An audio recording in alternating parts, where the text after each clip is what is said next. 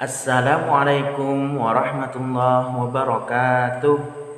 Bertemu kembali dengan Ustadz dalam pembelajaran kita pendidikan agama Islam.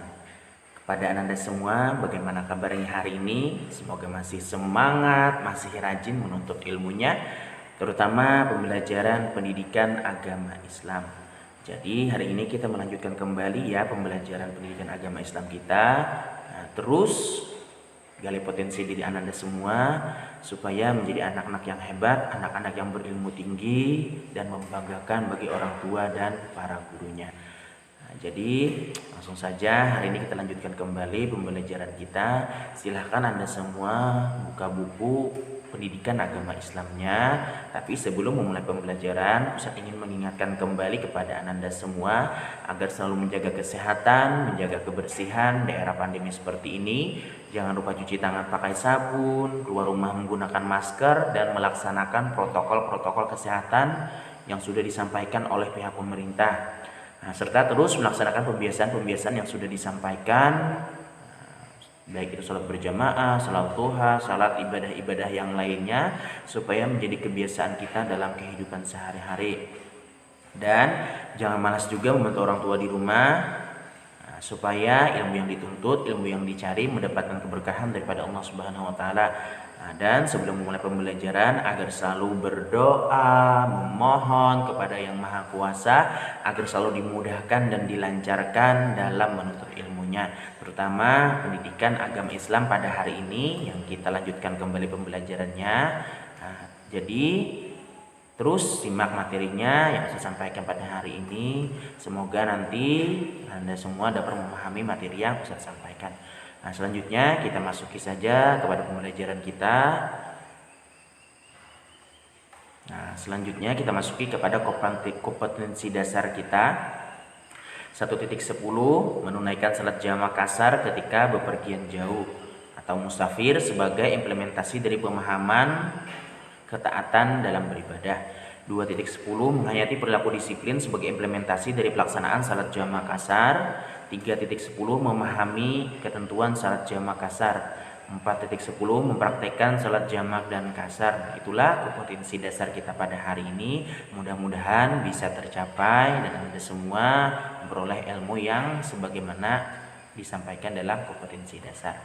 Selanjutnya, tujuan pembelajaran.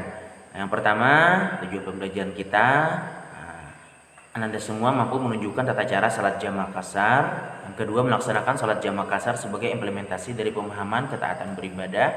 3, menjelaskan pengertian salat jamaah kasar, menerangkan syarat-syarat jamaah kasar. 5, menjelaskan macam-macam salat yang bisa dijamaah atau dikasar. Yang keenam, menunjukkan contoh tata cara salat jamaah dan kasar. Yang ketujuh, mempraktekkan salat jamaah dan kasar. Itulah tujuan pembelajaran kita pada hari ini. Mudah-mudahan Anda semua bisa mencapai apa yang kita tuju dalam pembelajaran hari ini. Selanjutnya kita masuki saja kepada internalisasi nilai Islam. Internalisasi nilai Islam kita pada hari ini yang berbunyi Bismillahirrahmanirrahim. Yuridullahu bikumul yusra wala yuridu bikumul usra. Yang artinya Allah menginginkan bagi kalian kemudahan dan Allah tidak menginginkan bagi kalian kesulitan. Quran surat Al-Baqarah nomor 2 ayat 185. Itulah internalisasi nilai Islam kita pada hari ini, sebagaimana pembelajaran kita pada hari ini, yaitu tentang jamak dan kasar, kebolehan dalam melaksanakan salat jamak dan kasar sebagaimana yang disampaikan dalam internalisasi nilai Islam itu. Allah menginginkan kemudahan terhadap kita, terutama khususnya umat Islam. Jadi boleh salat itu dijamak dan dikasar. Itulah kaitan internalisasi nilai Islam kita pada hari ini dengan pembelajaran kita pada hari ini. Selanjutnya kita masuki lagi kepada bab 10. Jadi kita sudah sampai kepada bab 10, yang kemarin bab 9. Jadi hari ini kita lanjutkan kepada bab 10, yaitu Islam memberikan kemudahan melalui salat jamak dan kasar. Jadi hari ini pada bab 10 membahas tentang jamak dan kasar. Kita konsep kita pada hari ini, yang pertama, Islam memberikan kemudahan melalui salat jamak dan kasar. Selanjutnya, mempelajari dan memahami ketentuan tentang salat jamak dan kasar. Nah, ketiga, mempraktikkan salat jamak dan kasar. Yang keempat, menerapkan perilaku taat disiplin dan menghargai akan waktu. Nah, jadi itulah peta konsep kita pada hari ini. Mudah-mudahan bisa dipahami, bisa dimengerti peta konsepnya dan materi yang kita pelajari hari ini pada bab 10 tentang sholat jamak dan kasar. Nah, selanjutnya kita masuki kepada materi kita pada hari ini, yaitu aku ingin tahu ketentuan sholat jamak. Nah, apakah ketentuan tentang sholat jamak itu? Nah, kita masuki, yaitu sholat jamak artinya adalah mengumpulkan atau menggabungkan dua sholat fardu dalam satu waktu.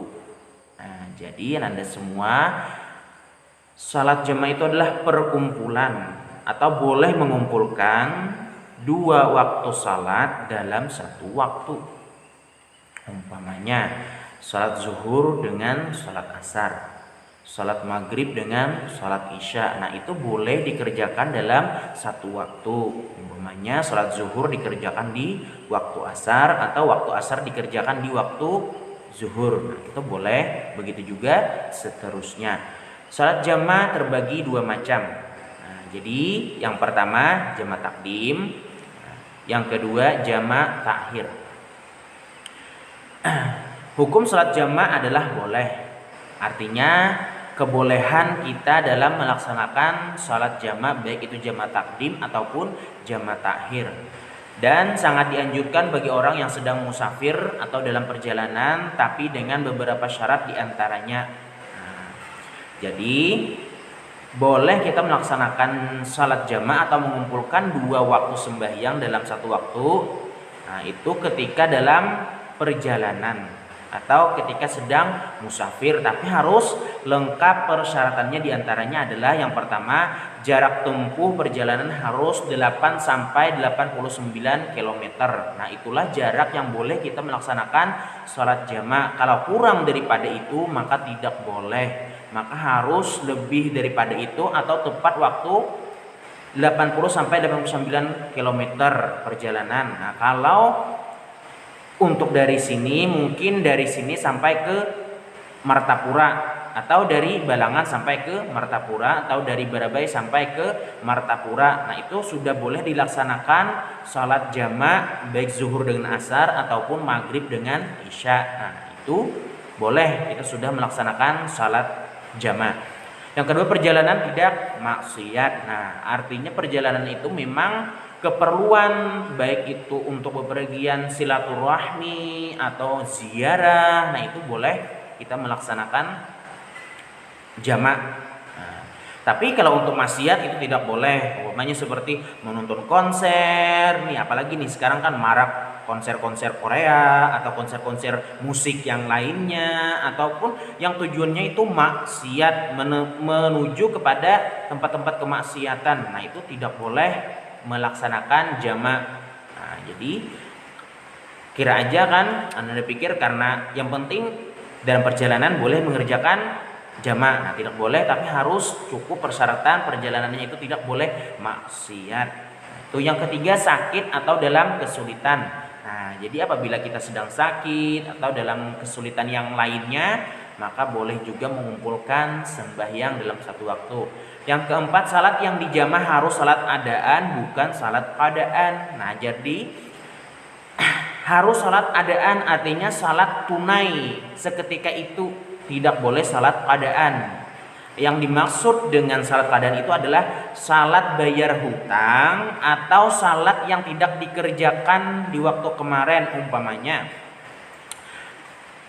hari kemarin tidak salat zuhur, habis itu pengen kita laksanakan jamak dengan waktu asar hari ini. Nah, itu tidak boleh. Harus sembahyang hari zuhur hari ini dengan asar hari ini juga tidak boleh. Zuhur dengan asar yang kemarin, nah itu tidak boleh. Jadi harus yang tunai hari ini. Kita sedang dalam perjalanan, tidak boleh salat yang kemarin di jamak. Yang kelima, niat menjamak. Nah, jadi dalam niat itu juga harus niat menjamak ketika mengangkat takbiratul ihram. Jadi tidak boleh tidak berniat menjamak. Dan ketika waktu berniat menjamak itu di dalam hati juga kita niatkan, andai kata kita menjamaknya di waktu zuhur, maka diniatkan dalam waktu zuhur itu engkau salat asar, aku jamak di waktu zuhur. Nah, itu harus juga termasuk seperti itu. Nah, jangan sampai tidak diniatkan, tidak niat menjamaknya itu tidak dimasukkan. Yang keenam, tidak mengikut kepada orang yang salat sempurna. Nah, jadi orang yang salat sempurna kita tidak boleh mengikut. Umpamanya kita dalam perjalanan, tapi sampai di Martapura, umpamanya dari Barabai atau dari Badangan ke Martapura, nah, sampai di situ sedang perjalanan masih jauh, umpamanya mau ke Banjarmasin atau ke Pelaihari, nah itu kan masih ada perjalanan sisa. Nah, jadi kita berhenti di masjid. Nah, di masjid itu orang salat sempurna, artinya orang yang salatnya orang kampung situ, orang yang mukim di sana. Nah, kita tidak boleh mengikut orang yang salat sempurna, sedangkan kita salatnya jamak mengumpulkan, maka kita harus salatnya terpisah daripada orang yang salat sempurna. Nah, jadi harus seperti itu, pintar ya. Ingat, tidak boleh mengikut orang yang salat sempurna, tapi harus berpisah waktunya. Nah, selanjutnya kita masuki kepada salat jamaah takdim dan salat jamaah takhir. Salat jamaah takdim, syarat salat jamaah takdim adalah yang pertama tertib. Yang dimaksud dengan tertib di sini adalah salat zuhur baru salat asar. Nah, itu untuk salat jamaah takdim. Nah, jadi harus istilahnya berurutan, dari salat zuhur dulu baru salat asar, atau salat maghrib dulu baru salat isya. Nah, itu seperti itu yang dimaksud dengan tertib berurutan. Yang kedua, niat menjamak pada waktu sembahyang yang pertama. Nah, jadi pada waktu sembahyang pertama selesai mengangkat takbiratul ihram kita niat menjamak. Nah, maka diniatkan kembali untuk memasukkan salat asar kita jamak di waktu zuhur, atau salat maghrib di waktu isya. Nah, atau isya di waktu maghrib. Nah, itu harus selalu dimasukkan niat jamaknya. Yang ketiga, mualat berurutan. Nah, artinya mualat tadi sama seperti tertib, berurutan salat zuhur dulu baru salat asar, atau salat maghrib dulu baru salat isya. Tidak boleh tertukar kalau bisa. Nah, itu harus seperti itu karena syaratnya harus seperti itu, karena kita melaksanakannya di jamaah takdim, artinya di awal waktu, awal salatnya.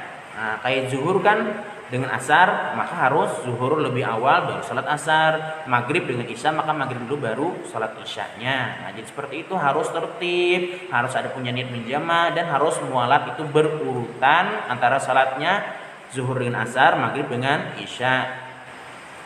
Nah, selanjutnya salat jamaah takhir. Nah, syarat salat jamaah takhir harus punya niat menjama pada waktu sembahyang yang pertama. Nah, jadi pada waktu salat jamaah takhir, salat jamaah takhir tadi kan adalah salatnya itu dikumpulkan pada waktu yang terakhir. Umpamanya kalau salat zuhur dengan asar, maka salat zuhur itu kita salatkan di waktu asar. Atau maghrib dengan isya, maka maghrib itu dibawa di waktu isya. Nah, itu namanya salat jamaah takhir. Yang kedua, tertib dan mualat hanya sunnah pada jamaah takhir. Nah, jadi kalau untuk salat jamaah takhir, mualat dan tertib itu hanya sunnah. Artinya boleh salat isya lebih dulu baru salat zuhur, atau salat asar dulu baru salat zuhur. Nah, itu karena kita meletakkannya salatnya pada jamaah takhir, maka boleh seperti itu. Nah, selanjutnya salat yang boleh dijamaah hanya salat zuhur, asar, maghrib, dan isya. Nah, itu yang boleh dijamaah. Nah, selanjutnya dalil tentang ketentuan salat jamaah. Nah, hadisnya bismillahirrahmanirrahim. An Anas radhiyallahu an qala kana nabi sallallahu alaihi wasallam idza arada an yajma'a baina salataini fi safari akhara al-dhuhra hatta yadkhula awwalu waqtil asri Tsumma yajma'u bainahuma rawahu Muslimun. Artinya dari Anas radhiyallahu an ia berkata apabila Nabi Muhammad SAW hendak menjama antara dua salat ketika dalam perjalanan beliau mengakhirkan salat zuhur hingga awal waktu asar kemudian beliau menjama antara keduanya. Nah, jadi itulah dalil yang menunjukkan tentang jama boleh mengumpulkan sembahyang dua waktu kepada satu waktu. Nah, itu seperti bagaimana yang disampaikan oleh hadis Nabi yang diriwayatkan dari Anas radhiyallahu an. Nah, selanjutnya kita masuki materi selanjutnya yaitu pembahasan tentang aku ingin tahu ketentuan sholat kasar. Nah, itu kalau tadi kita membahas tentang jama', jama' itu adalah boleh mengumpulkan dua waktu dalam satu waktu sembahyang. Tuh. Kalau kasar itu adalah salat kasar artinya adalah meringkas salat dari 4 rakaat menjadi 2 rakaat. Nah, jadi kalau tadi jama' boleh mengumpulkan dua sembahyang dalam satu waktu. Baik itu di waktu zuhur ataupun di waktu asar atau di waktu maghrib waktu isya. Nah, kalau kasar itu boleh meringkas. Umpamanya salat zuhur 4 rakaat, boleh diringkas menjadi 2 rakaat. Nah, itu boleh. Jadi salat yang bisa dikasar adalah salat zuhur dengan asar atau maghrib dengan isya. Sedangkan subuh tidak boleh dikasar. Karena apa? Salat zuhur sudah 2 rakaat, kalau dikasar menjadi 1 rakaat kan tidak mungkin. Nah, sekurang-kurang salat itu adalah 2 rakaat. Gitu. Terkecuali ada salat yang lain seperti salat witir, nah itu boleh 1 rakaat. Tapi untuk menjama dan mengkasar terutamanya harus 2 rakaat paling kurang. Hukum salat kasar adalah sunnah sebagaimana dijelaskan dalam Quran surat An-Nisa nomor 4 ayat 101. Nah, jadi dalil tentang boleh mengkasar adalah pada Quran surat An-Nisa dan hukumnya sunnah. Karena itu Allah memberikan kemudahan terhadap kita semua terutama tentang musafir. Nah, jadi disunahkan, sangat dianjurkan bagi orang yang musafir itu mengkasar. Tuh. Tapi dengan beberapa syarat diantaranya adalah, nah jadi sama dengan jama' ada syaratnya, kasar pun juga ada syaratnya boleh mengkasar sembahyangnya. Yang pertama jarak tempuh perjalanan harus 8 sampai 89 km. Nah, sama seperti salat jama' juga boleh. Jarak tempuh perjalanan harus dari 80 sampai 89 km dari umpamanya Barabai atau Balangan sampai ke Martapura. Yang kedua, perjalanan tidak maksiat. Nah, harus yang betul perjalanannya tidak maksiat seperti menonton konser dan segala macamnya.